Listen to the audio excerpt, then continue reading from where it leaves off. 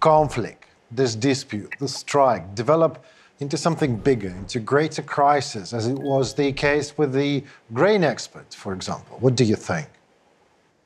No, I don't think, no. First of all, Ukrainian politician elite already have an experience of a grain crisis and do not want to escalate. Okay. Basically, I think they just want to wait till new government to be formed. Right. And to cooperate with more pro-Ukrainian or more pro-European government that will come to Poland, that will help to provide proper negotiation. On the other hand, I do not think that this strike has such big influence on Ukrainian economy as we had before with this traffic jam with agri-export. So yes, it's not pleasant for Ukrainian business. It's not good for Ukrainian economy, but we don't see any macro effect yet, and that's why I don't think so that we will see some escalation. Okay, I hope so, but please educate us, or me at least. Is this an economic or a political issue, the strike? No, it's a completely economic issue because it's a question of competitiveness. Right. And Polish strikers do not want to compete with Ukrainian transportation companies. Ukrainians have some advantages of new regime with new trade regime with European Union that was implemented after Russian invasion. As a result, first year 2022, everybody was focused on the war, and it was like a bad idea to do some strikes. But now people are quite tired. They see that they're losing some part of their business, and they fight for it. Okay, but what happens to the industry in general? You know, I mean, in Ukraine and in Poland, respectively, if the blockade continues, I don't know, for another month or even 2 months, is that possible? Because there's another 2 weeks to Donald Tusk's government, and then until the issue is resolved, it could be a month. What happens?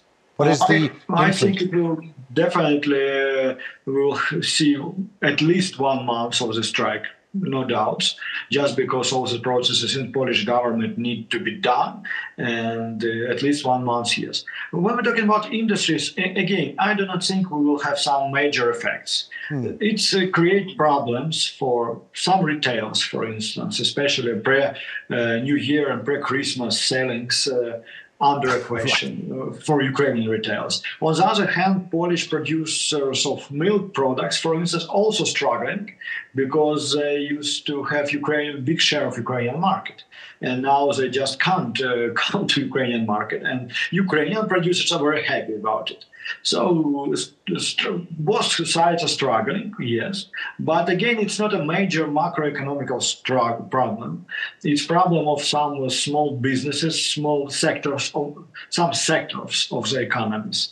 And they will continue to struggle, no doubt. Some of them try to avoid these logistic traffic jams and start to transport through Slovakia, through Hungary, through Romania, for instance. But again, not everybody could afford it.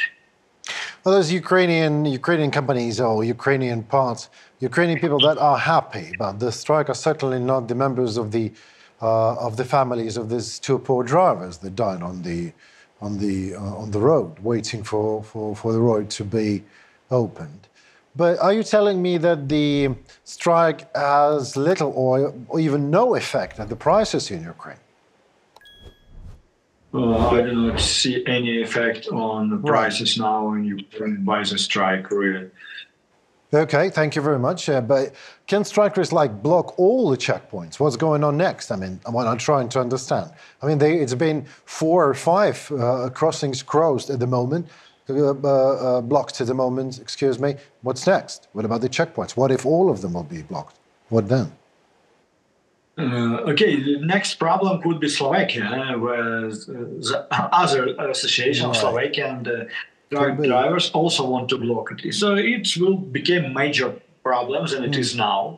But again, it's only problem for the guys who use road trips, road transportation. We got a lot of cargoes that goes through rail, for instance, and we have no influence on that kind of transportation. We got proper relations with Romania, and now I think Romania became a biggest hub, and for Ukrainian agri and for other transportation. Yes, some businesses are struggling, and as long as it takes, as much you struggle. But again, it's not a problem on a macro effect yet.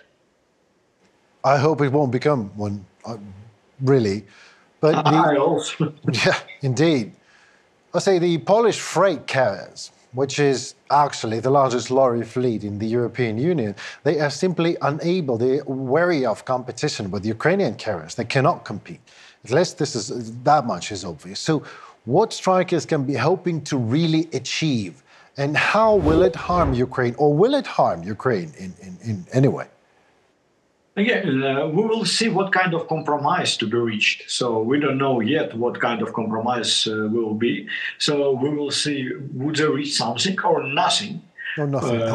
I think we will have some compromise or some not major topics, because for Ukrainians, for instance, it's unacceptable to just forget about this European integration and forget, we have no right, let's come back to the situation that we have in 2021. No, it's unacceptable. So there's going to be some compromise on it, but I think on some small level of what they wanted. So are you actually absolutely sure that there will be no shortage of imported goods because of the strike? So this is totally impossible? Okay, possible, but not very likely. I know it's micro, not macro. You told it, but what I'm really afraid of is that the micro usually becomes micro in like 1 or 2 days, like that these days. So, okay, currently we don't see possibilities of such shortage because again it's quite diversified. But is it possible? Yes, there is possibility that something will happen, basically because we have a war in the country, and Russia could do something in addition to the strikes. Absolutely. Some bombing, some attack that will increase problems. Could it be? Yes. Okay, I'll take that as an answer, thank you. But in your opinion, there's protests, there's strikes. Is that a consequence of, let us call it, a temporary anarchy in Poland? Not anarchy, but a piece of a timeline without the government that is able and capable of decisions, of solving the problem. Is that the thing? I think it's one of the reasons why it's so long, for instance. But to be honest, I think we're now watching demo version of European integration of future European integration of Ukraine. And we will see a lot of such strikes during next 10 years from different part of Polish and not only Polish economies. So we just have to accept it and get used to it. And do not take it very emotional, because when you was mentioned these drivers who were dead, and a lot of Ukrainians take it like a personal, very personal. What happens? Talking about it's not about economy, it's about country, it's a war, and you can't do it, etc., etc., etc. I think this emotional part exists, but again, we have to use to it. We will see a lot of other problems like that in the next 10 years. Yes, absolutely. I agree. We have to take that emotional part out of the big politics. But part of my job is sometimes to ask questions to the people, that not to forget completely about their emotions. And these two drivers would be better if they would be still alive, of course. But the country and the politics should be put aside of it somewhat. You are absolutely right, and I agree with you. If I say, nevertheless, that Russia staged this strike and the whole mayhem about it, would you agree with me? No, I don't think so. There is some conspiracies that make in such theory, but as for me, it's conspiracy. Okay, how would you rate then Ukrainian authorities' reaction and actions to this strike? From 1 to 10. 8. It's nobody is perfect, but again, it's hard to explain because there is no real possibilities to affect I agree the with you. strike. That is right. That might be my fault. Yeah, it might be a bad question to ask, a tricky question.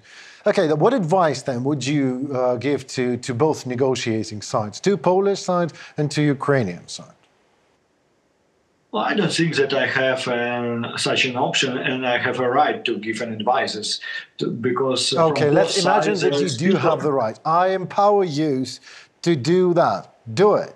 Go. Put a piece of advice for just both sides. forget emotions, find some compromise, but do accept new reality. And new reality is that Ukraine going to be a member of European Union soon, and already part of of European Union economy. So just accept it. Please accept it, our Polish friends, and let's go through. Let's find a way how we will build our relations in the future, next centuries, for instance, being a part of European Union. What a super pro-Ukrainian advice. I just love it. Sorry. Absolutely. 140% pro-Ukrainian. Please accept it, our Polish friends. Let's move further. I mean, lovely. And I hope that will be actually the case. And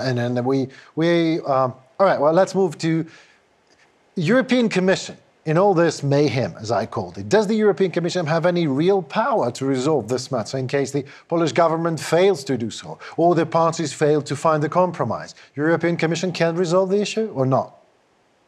To be honest, I'm not very experienced with all this European bureaucracy. So from my point of view, I think they have nothing to do, and they can influence only by paying money or not paying money. Right. What we have seen previously when we were talking about agri problems, especially taking into account that there is no real government in Poland, and their influence could be only through government. And if there is no government, then they can only produce some statements, nothing more.